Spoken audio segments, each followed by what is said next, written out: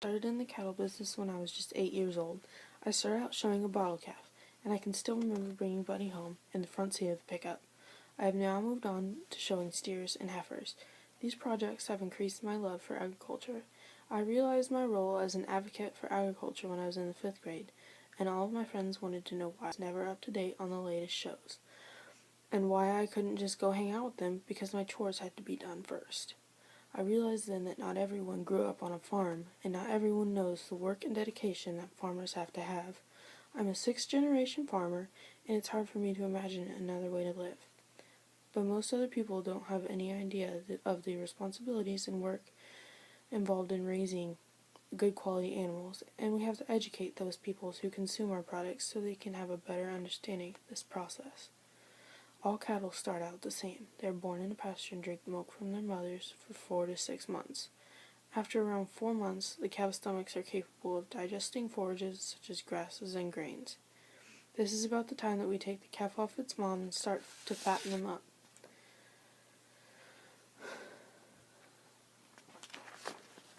At this point, it is the producer's choice as to how they finish out their cattle.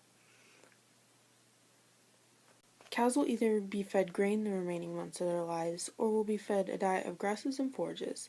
Corn-fed versus grass-fed beef is a popular debate because people are concerned about the food they are consuming, and the producer's choices affects the taste, texture, and quality of the beef. The last 45 to 60 days are the most crucial to the beef's intermuscular fat content or marbling, that is, the flavor of the meat. The grain-fed calves are finished at a much younger age than the grass-fed calves and will have softer, easier-to-cut meat, as well as the eye appeal that is expected in a beef. When a calf is fed out on corn, the beef's intermuscular fat is the white fat we normally see.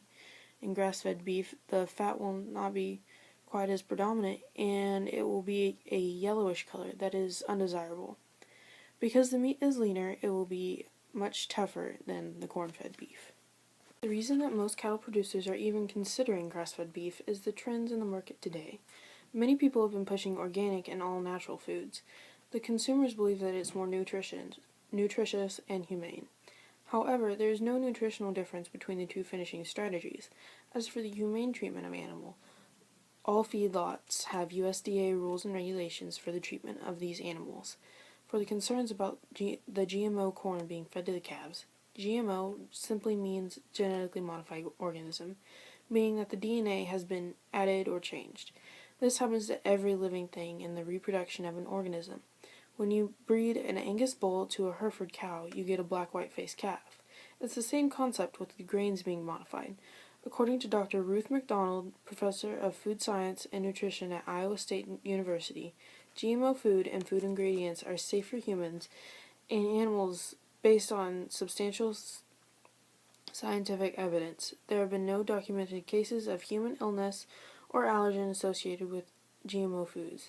So meat from animals fed GMO grain will not be any different from the meat fed from animals fed GMO grain will not be any different from the meat from animals fed non-GMO grain. And all meat, milk, and even eggs from animals fed GMO grains are completely safe for human consumption. Eating the calves out on grain, you greatly decrease the carbon footprint of the animal. When they're being fed on grain, it takes 1/3 of the time of a grass-fed animal. Nowadays, we can produce the same amount of beef in the same amount of time with 7 calves, as opposed to the 10 calves it took in 1979. The only reason we have been able to do this is the way that we have fed out our calves with grain efficiently. One of the only problems with grass-fed beef is the time it takes to get them ready for consumption. It takes them 3 times longer than it would take to finish a grain-fed beef. Bottom line is that in the year 2050, there will be 9 to 10 billion people on this planet, meaning that we're going to have to double our food supply with less resources. In 6 years, the year 2020, we will know if this is actually possible for our farmers. The niche market for grass-fed beef or organic or all-natural beef won't allow us to provide enough food for the world. If they want all this beef to be the same way, and if we become less efficient, we will never feed everyone. The ones who are raising organic and all-natural beef aren't wrong, they're just less efficient. We must educate the public because there's so much that they don't know. If we can tell more people about the problems that agriculture faces in the future, maybe they would have more understanding. Farmers also need to stop competing against each other. There is enough room at the table for everyone, and we will get this accomplished if American farmers can work together instead of against each other.